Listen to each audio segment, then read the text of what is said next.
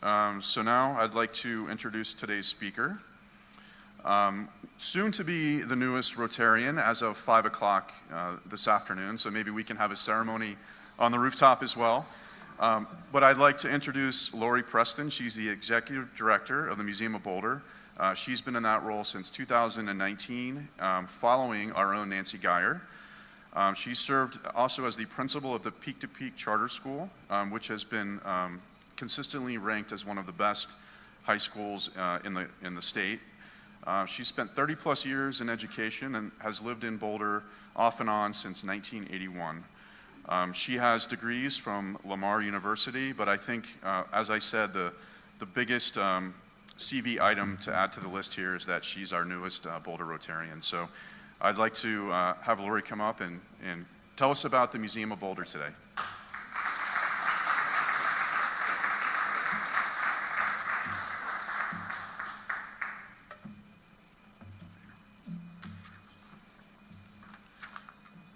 It's okay if I keep this? Okay. Thank you. Thanks, Chad, and thank you all for being here and for being on Zoom. What an amazing situation we have now that we can have people from all over. So it's one of the silver linings, right, from this pandemic. I want a special thank you to Gary. Dr. Kahn is one of the first to lead me to Rotary, and so a giant thank you to you and to Hans and to others that I know connected to Rotary. It's an honor to be here to speak, and we'll see if I pass the test in terms of tonight. So, but definitely a pleasure to be with you. One of the things that I was able to do this Thursday, led by Bill, was attend one of the Red Badge meetings, our way to find out about the committee work of the Rotarian group. And so this is a funny slide to begin with, but it has purpose. It's a collective resume of everyone who was part of that meeting. So if you were part of that meeting and you're here, would you raise your hand? Okay, so see these people who have their hands raised. We were asked two questions at the start of the meeting, and one was, if you had only one album that you could listen to for the rest of your life, only one, what would that album be? And the second question was, if you have a skill or a talent that you would really like to hone or make better, what would that be? So you can see in the Wordle in the center there that guitar player and golfer came up more than once. And that's why they're a little bit larger. And you'll see others ranging from becoming a better photographer to a better presenter. And as you look at the selection of music, even one person who said, I would just prefer a mixtape.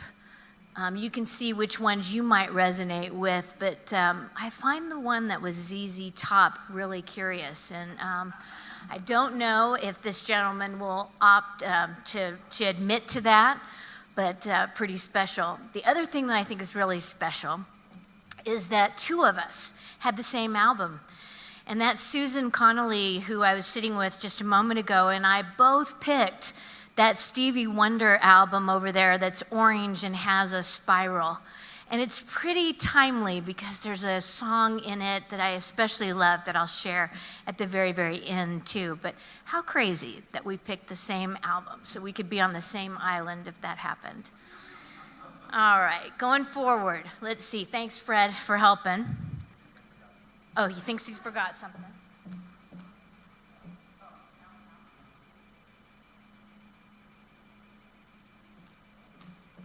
Power helps, it does. All right, moving forward, here I am. Just to give you a tiny bit of background with regard to me, I'm one of those true NIWAT connections in that I've come back and forth, and I've been drawn to this area, and now I'm here to stay.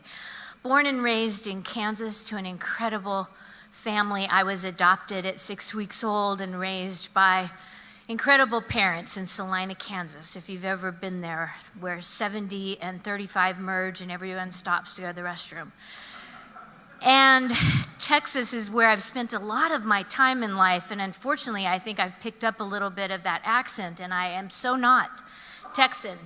However, spent a lot of time there and back and forth to Colorado. And yes, started in the 80s, came back again in the early 2000s, went through a tough divorce and had to leave during the recession time of 2009 to find work in Texas as the head of a couple of different private schools at the time, and spent our summers in that fabulous little periwinkle house behind University Bikes, so that we could still be connected to Boulder, and finally found a way to get back. You've heard with regard to my background in education, it's just a part of who I am. I had a classroom in the basement when I was in first grade. So I've always been an educator, and my latest lifelong learning piece has been postgraduate work, actually through Harvard. I spent time with an institute that was focused on mindfulness. So a great experience to have spent there.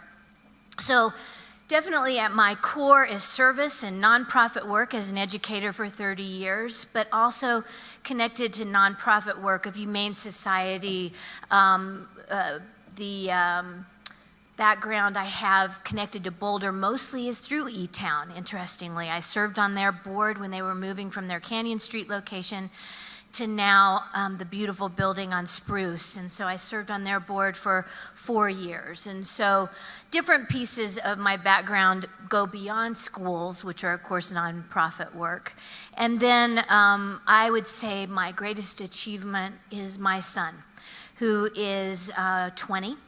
Can't believe he's going to be 21 very, very soon, and he is a junior at the University of Denver. So I'm so glad that he chose to be in a school very, very close. A little tiny bit of a background. In moving through this, it's a land acknowledgement, and I'd love for you, if you've not been through an experience like this, to read and to pause a moment and think about where we are at this very moment. I'd like for you to read it even along with me. And I'm going to turn this, if I can, Fred, just so that I can see it a little bit better. But it's very important. So just a moment. Let's take our time to move through this. Let's acknowledge that the land where we live today is the territory of the Arapaho people. We honor Chief Left Hand Niwot, leader of the last Arapaho band to spend their winters in the Boulder Valley. Many Arapaho people were massacred by the U.S. cavalry at Sand Creek, Colorado in 1864. The survivors were forced out of Colorado to reservations in Wyoming and Oklahoma, where most Arapaho live today. In our daily lives, let us remember that the Boulder Valley is home to the Arapaho people and to many other tribes that also camped, hunted, and traded here for centuries. Native people of many indigenous nations live here today. Those pictures are important ones to notice. That one up in the far left-hand corner is part of our collection at the museum connected to Carnegie Library. It's one of the first photographs in Boulder and definitely of the Arapaho. Over in the right-hand corner is Little Bird Arapaho, one of the leaders who became a significant part of some of the agreements made. And then the bottom right is an image of an artist we're soon to feature at the Museum of Boulder. We are super proud to be connected to Robert Martinez, who is part of the Wind River Nation leaders in Wyoming. His work is definitely expressive of past and of present. He makes a very, very significant effort to contemporize things and make it modern. I absolutely love his work, and we'll have him in October.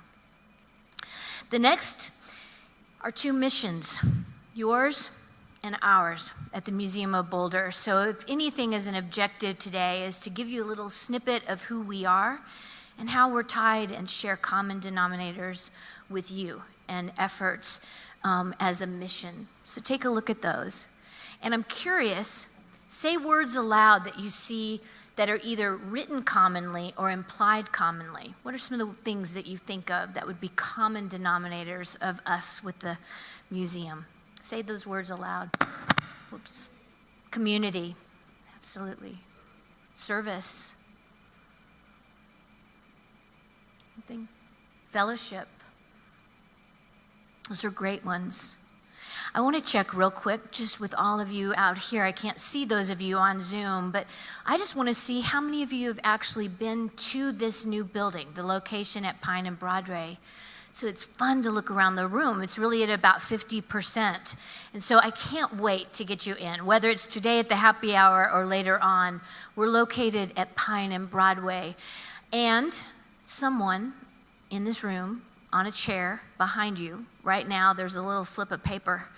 And if you kind of feel behind your chair, there might be, it's on the back, or if you're close to one, Bill found it. That is just a congrats on you being here today because you have a membership now to the Museum of Boulder. So that's an individual membership. So we'll definitely get you over. All right here. So a little, again, background with regard, I'm going to move this if it's okay. I'm going to move it. There's a little timeline, and not to spend too much time on it because it is a quick overview, but there are connections. Boulder became a city in 1871. Many years later, in 1944, A.A. Gov. Paddock said, I really like collecting photographs, and I'm part of the Daily Camera, and a lot of people have artifacts of history in their garages and attics in Boulder, and I need to start gathering those things. And when he did that, he began to form officially the Boulder Historical Society, and thus eventually became us. In the 1980s through 2018, it was called the Boulder Historical Society, and it operated out of the Harbeck House. So that's the photograph with the green grass over there. So many of you may have gone to the Harbeck House, and that's one and the same. That's who we are.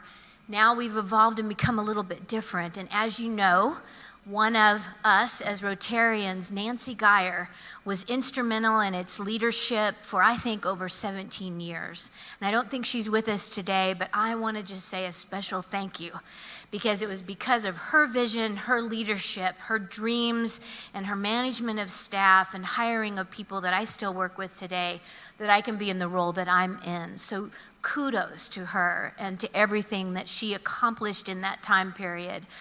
In 2010, actually, which is not on the timeline, they began to create their strategic plan. And part of that was to find a new setting. So in 2013, the Masonic Lodge on the corner of Pine and Broadway was purchased, a landmarked property, and it became the effort of many who were part of the board at the time and many other stakeholders to run a very ambitious capital campaign. Some of you in this room were probably part of that and in raising funds, and thank you for that. So the building then was completely renovated, and I mean completely. So while we have a few of the chairs left, there's hardly anything you can see in the building that looks the same. In 2018 of May, the museum became officially the Museum of Boulder, doing business as the Museum of Boulder, but on our records, of course, Boulder Historical Society. That asterisk is me coming in. So I started in August of 2019, and it was just a few months later that we were able to celebrate the 75th anniversary. So how fun to land in a place and all of a sudden get to be part of a giant party and celebration of Boulder's history.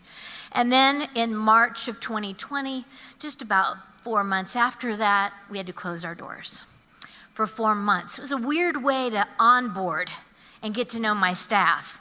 So all of a sudden we were on Zooms, and all of a sudden what we had planned as very, very significant strategic planning shifted a bit.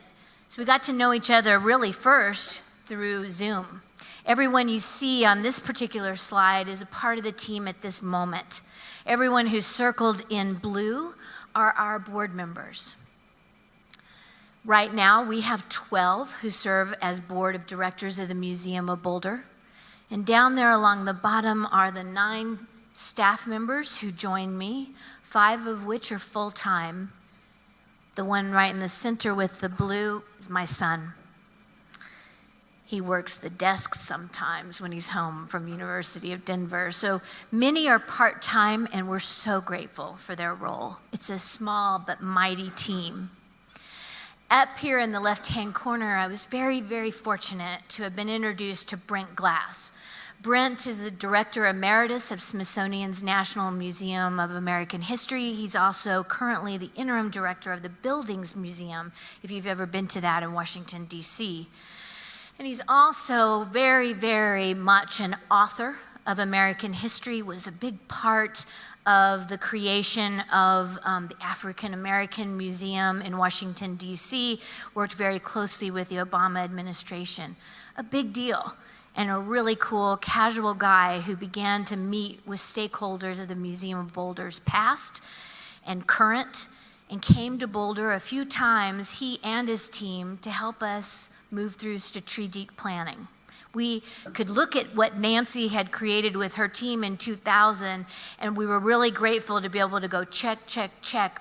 Every single thing on their strategic plan had been met, but it hadn't been readdressed since we moved into the new spot. So his group began to work with us, and then all of a sudden we were closed, but we didn't stop. We kept meeting through Zoom. Our last meeting was in February. That literally was the 27th of February. We closed on March the 12th. That museum group on the rooftop has a few others that were part of the board and conversation at that time. And one of my favorite quotes was from Laura Skaggs, who had served on our board. And I love it. She says, "As our new building took shape, I developed the deepest and most reverential notion of our museum's singular role for our city, to become a civic cathedral of sorts." And that's really kind of what we become. We're no longer housing only old artifacts. We really have shifted. And all of a sudden, what we had thought in February as our strategic goals began to take a different priority, because we could see significant loss immediately. We had no school groups. We had no programming. We had no visitors coming into the museum, yet we had this museum. So what could we do? So over there on the right, you see our 3 strategic goals. First and foremost was our achieving financial health and sustainability. Lots of conversations, scary conversations, one of which even one of our board members at the time said, mothball it. Close the doors, let's close up. We didn't. We kept working. The other is to strengthen and improve the management of our collection. You may not realize this, but somewhere in Gun Barrel, there are 2 large warehouses of over 6,000 square feet where we keep 44,000 artifacts that go back and celebrate and represent things that happened in Boulder's history. We're in charge of that very important collection.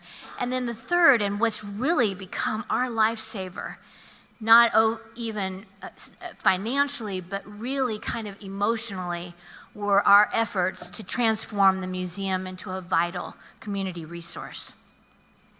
And so it looks like this. During those times, all of a sudden you shift what was going to be an exhibit about everything above Boulder. We're going to focus on all kinds of things like gliders and airplanes and hot air balloons, and all of a sudden we said we need to be relevant. A museum's success is often related to the relevance at that time, and so we began to create space that told the story of what we were dealing with. One was in a small area. We thought it would only be that small area, so we called it Since March, and we created stories in there because all of a sudden, all around us were other things happening. There were protests on Pearl Street for Black Lives Matter. We lost George Floyd. That rendering happened to be of a Boulder artist who now lives in New York City, and his way of processing what had happened. We began to listen very, very closely to our city and to national officials, and especially around health, in knowing what to do. So we began to prep. We started painting the X's on our sidewalk because we just knew when we opened again, we'd keep people at least 6 feet apart.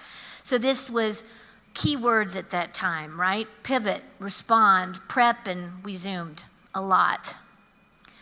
We also shifted into something very quickly. We'd put it on our strategic plan to become a community resource. And all of a sudden there were people around us, like even the city Parks and Rec group, who said, you know what? We can't do any of our recreation classes. We can't hold them where we normally hold them. Can we hold them on your rooftop? And we said yes. Yoga Pod, for example, said we can't have anyone into our studio. Can we come and have yoga on the rooftop? And we said yes. So all of these things, they're just only a few. And one of my favorites, in a connection to last week's speaker, is downtown Boulder. Chip and I happened to start on the same day in August 2019, which, as he said, I think last week, that seems like about 15 years ago. But it's been a great relationship, and all of a sudden, bands on the bricks that you might remember on Pearl Street, you may not realize, but last year, if you watched it virtually, it was bands above the bricks. And that's because it was being filmed virtually from our rooftop. So all kinds of ways to respond in the moment at this time, and definitely the silver lining of becoming partners and serving as a resource. We can't tell you the number of people that we've served through some of our blood drives. Another thing we would have never thought we'd be doing at the museum, but it's something we're going to continue to do. So the talent is often there to also help gather that from community members. That's our view. That's what you would see tonight if you come. Here are other ways. Very few pieces of art had been a part of the collection of the Museum of Boulder, because we think of that as Boulder Museum of Contemporary Art, right? And one of the things we found that was really important was to observe creative Boulder. Creative and artsy Boulder really needed a way to process everything that was happening, from Black Lives Matter to Asian Pacific hate to the fires that were happening, all of that we've moved through in this year and a half, 2 years. So we've invited artists to come into our space, not just on the rooftop, but also in our lobby, to sell their art and to set up and be there. And they loved it, and they continue to love it. So that's now become a part of who we are. I met a wonderful young woman, the woman who's centered in the photograph, Carolyn Kerchoff, who planted herself in North Boulder Park with that little stand in front of her that said, "Tell me your COVID story." And I don't know if you've heard of Carolyn and her work, but she's been collecting COVID stories from those of us in Boulder, and they're powerful. Behind her is the exhibit that's up currently right now that draws parallels from things that have happened in the past that are definitely and somewhat repeated now.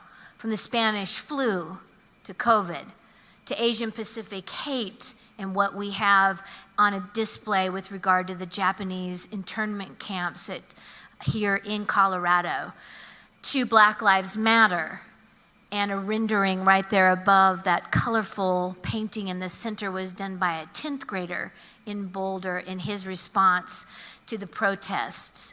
A great exhibit that followed the one way up there on the right, which was Archive 75. We called it that because it was 75 objects over 75 years in Boulder. And we celebrate all of those pieces and bring them out from those warehouses at times. And so I wanted you to see that part of us. The people who support us are many, but the organizations that you see highlighted here are some who especially keep us alive. And over in the right-hand corner is up right now, we have the display of the Memorial Crane Project. It highlights over 10,000 paper cranes folded from people from 9 different countries and 46 different states.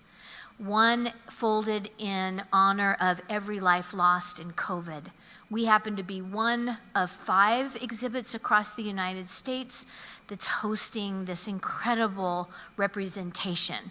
A silent one, but a really moving one, and one that's actually had some crazy serendipitous moments. I have some other words on there: sales, Carnegie, pods, and preservation. We were still being given things that from people here in Boulder that wanted to be preserved. So our curator of collections was still meeting people at our facility during this time. Sails, that rooftop can be hot. Landmarks work with us on creating sails for shade. So tonight we'll have those up. We worked on that during the time. And our relationship with Carnegie is critical. While Carnegie has its doors closed at this moment, online they host thousands upon thousands of our photographs and our images.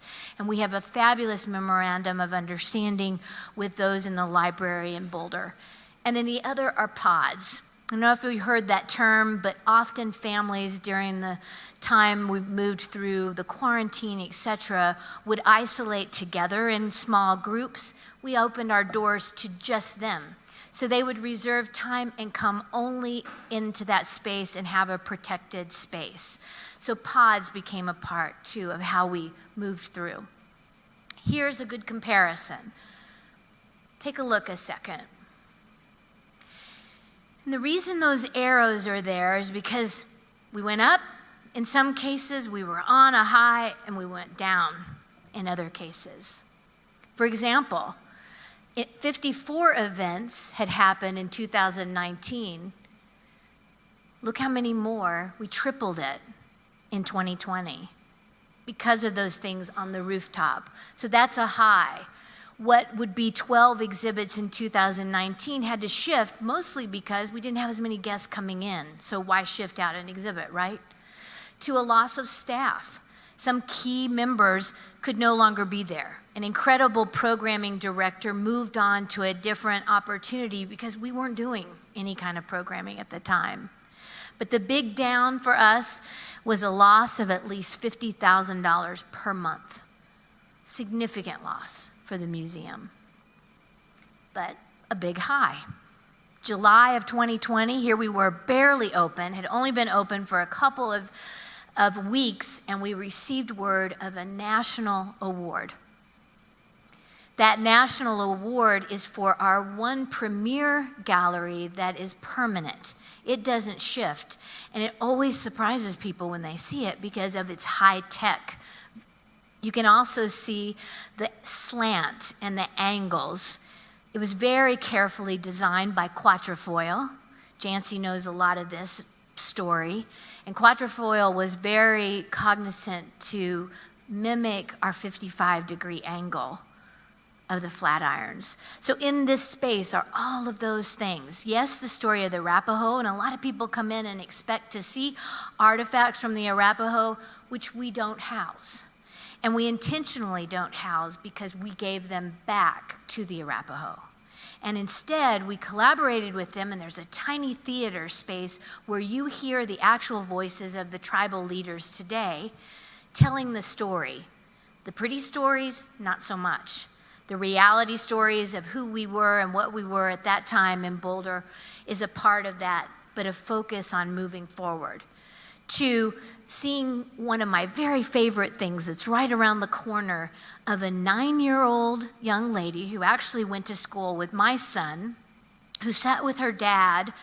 She went to BCSIS at the time, and she designed a way to create a vaccine on a piece of paper because she didn't like the way we take vaccines. This was all pre-pandemic time.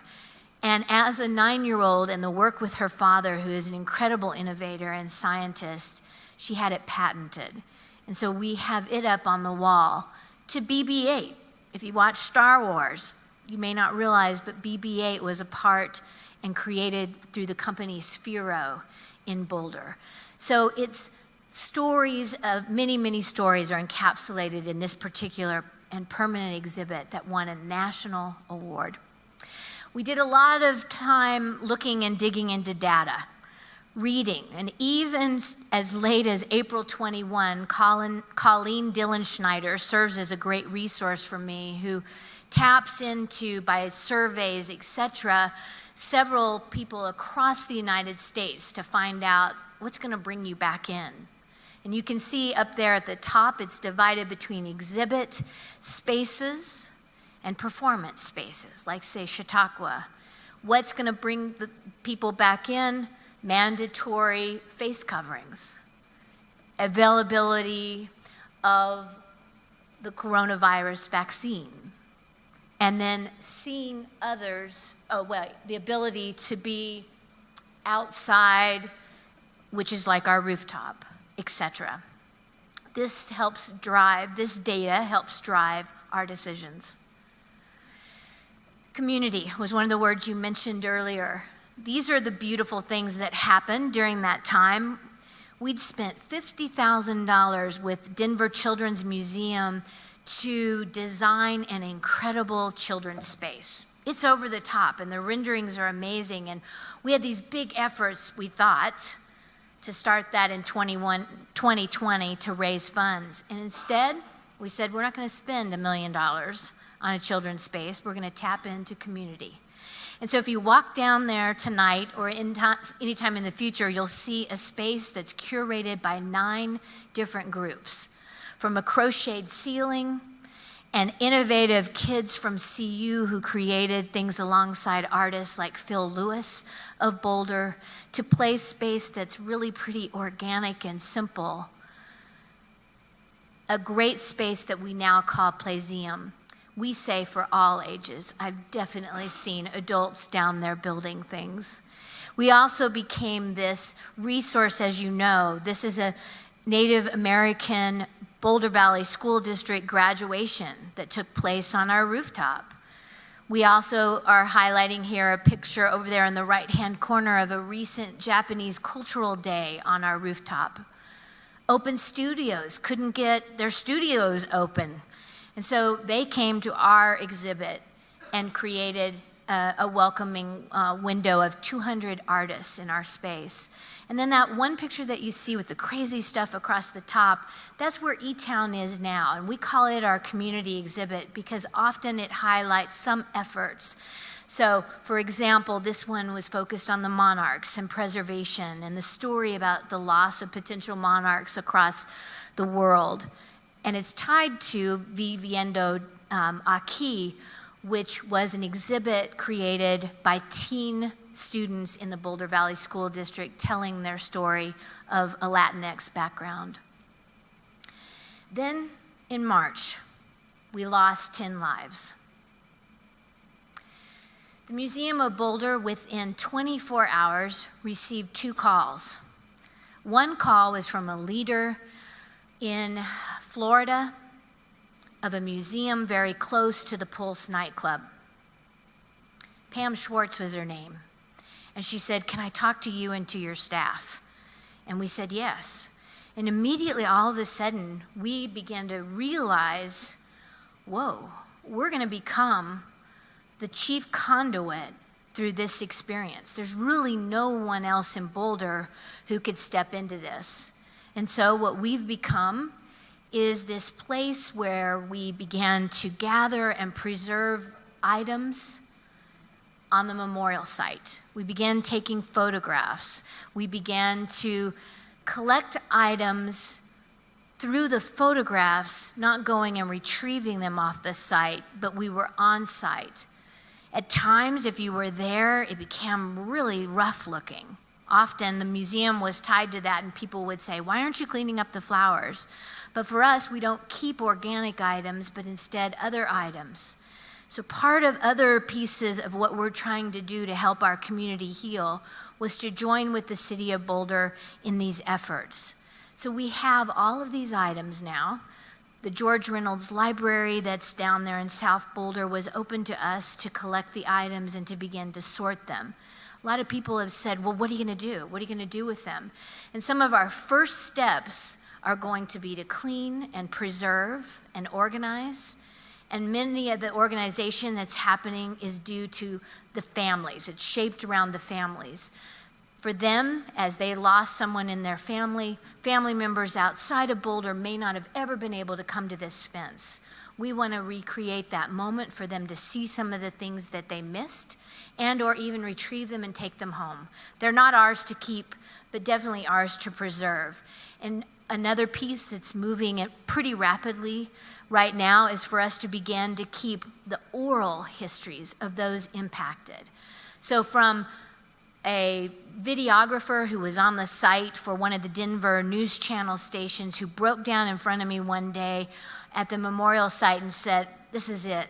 I've seen now 4 or 5 of these incredible mass shootings and tragedies, and I don't want any more."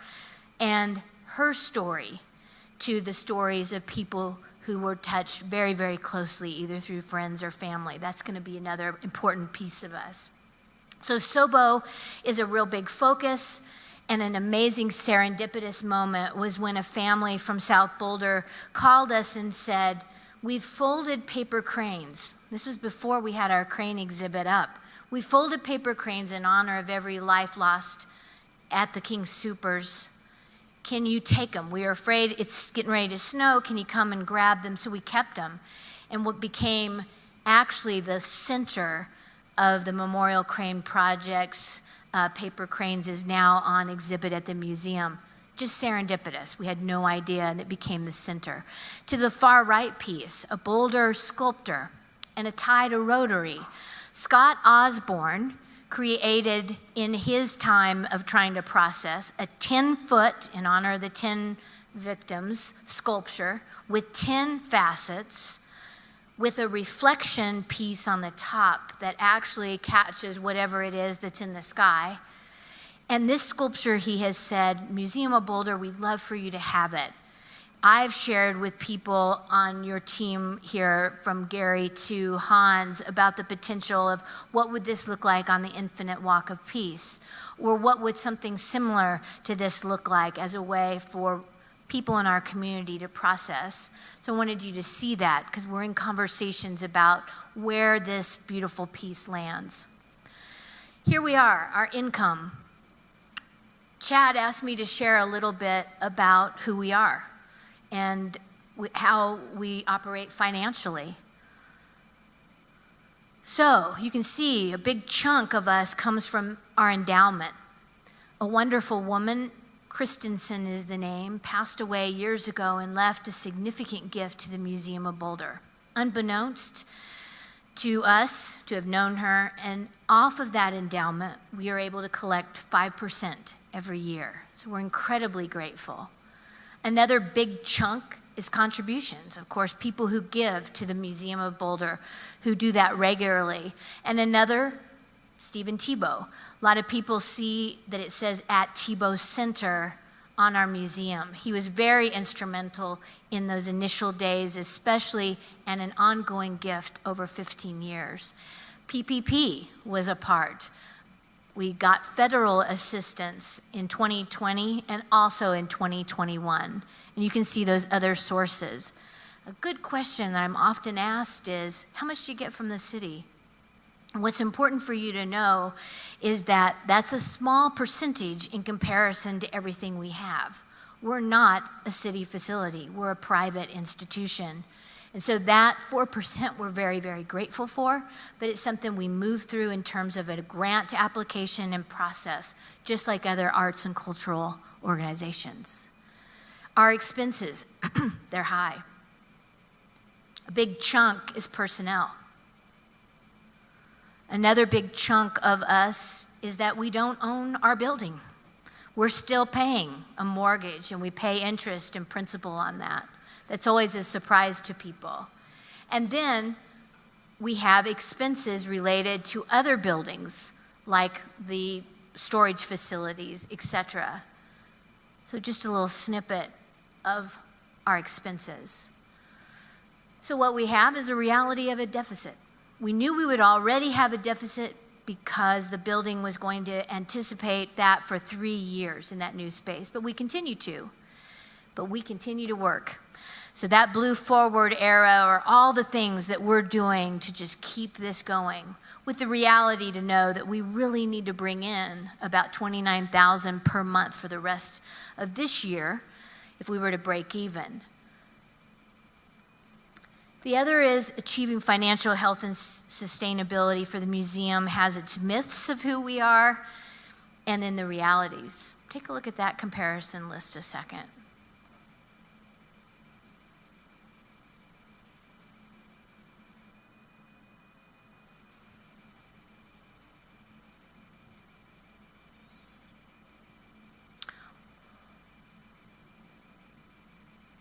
we're definitely not a one and done kind of museum. When you come in 1 week, you'll probably see something very different in about 3 weeks. Our space can't be free. We can't just offer it for free. It's what we rely on now as event space. We are 77 years old, but we don't have a guarantee of being there for forever. But we're working really hard at it. When you look us up, often people think we're the Boulder Museum, and we're often confused with Boulder Museum of Contemporary Art. They definitely are a big piece of who we are in this community, and art is their focus. And while we have this art, ours is more of the historical process, but we have great partnerships with them. It's just the name that we often have to wrestle with because they pop up first on a search. These are things that are next steps for us. We have a big listening campaign that's going to start. We're going to continue to educate. We can't wait to get the children back in. We're hoping that they'll take field trips, but we're not sure. They may not come in next year. We're going to continue to connect, and the cultural experiences in the far right-hand corner are the Persian group of Boulder who have been highlighted often in the last 5 or 6 months. We love having them there and their experiences. We're supported by the Convention and Visitors Bureau and supported by SCFD, all in efforts for these things. And this powerful exhibit, which will come in the spring of next year, is Voces Vivas. One of the things we realized in moving through and really looking and reflecting on us in the strategic planning process is we don't have voices of underrepresented in Boulder. We don't have enough stories about the Latinx community. And it's not ours. It's not our story to tell, but instead their story. And so for the past, I'd say 7 or 8 months, there's been a huge effort led by Linda Arroyo Holmstrom, who is digging deeply into different pockets of Latinx communities to create an exhibit that highlights these voices and brings about potential collection items that we'll have, but more than anything, connections. And we've also taught classes on how to preserve their own items so that they don't feel like they have to give them to the museum, but instead have them to showcase and pass on to their family. Voces Vivas is the start of a real effort towards this, and one in which we feel like is going to be a great model for the next exhibit. This one is a powerful slide. We just heard last Thursday that we received a grant that only 12% of those who apply across the United States receive. And it's from the from the Institute of Museum and Library Sciences. And its focus is on us looking into the history and the lack of Black histories in Boulder and in Colorado in particular, from stories of areas that were designated for only those Black Coloradans to live in inside Boulder.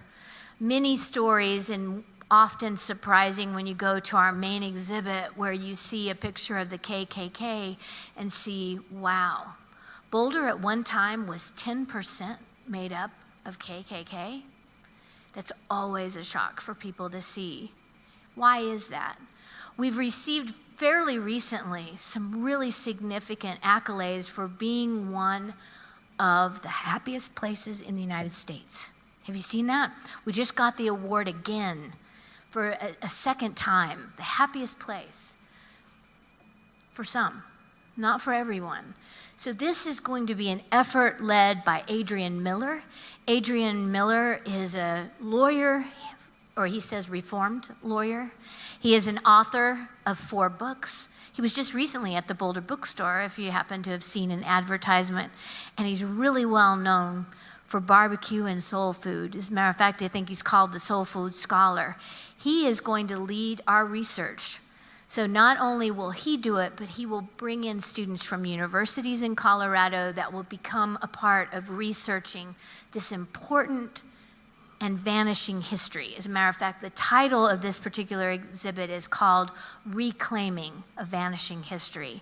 Katrina Miller, over in the right-hand corner closest to me, is going to do a lot of the documenting by film. We love Katrina and her creativity.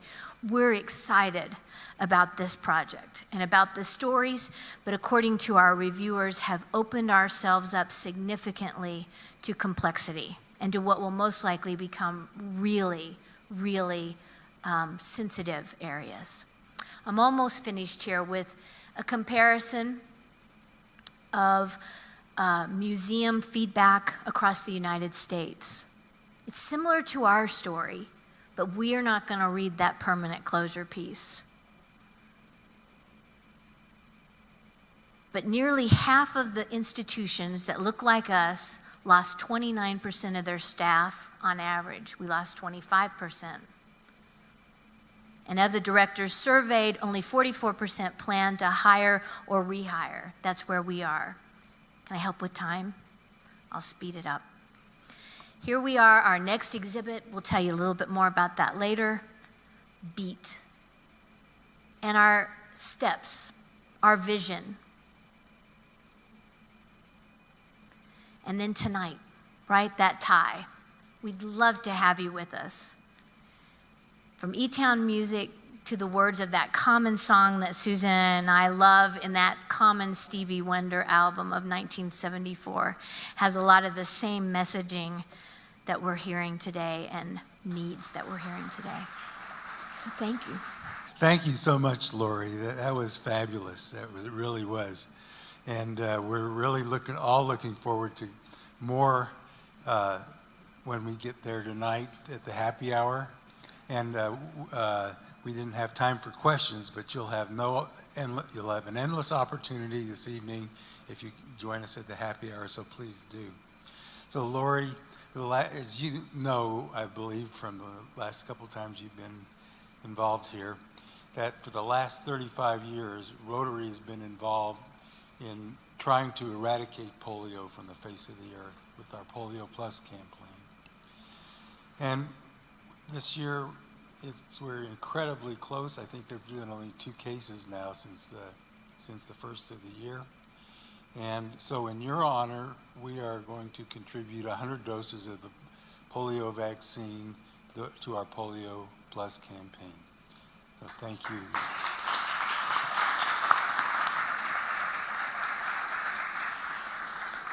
Thank you, Lori, for all you do at the museum, for being such a great resource in our community. I'm sure there are some questions here, so you guys are going to have to attend later tonight, $10 a ticket, register online or show up at the door, and you will have the access to ask questions. So thank you so much.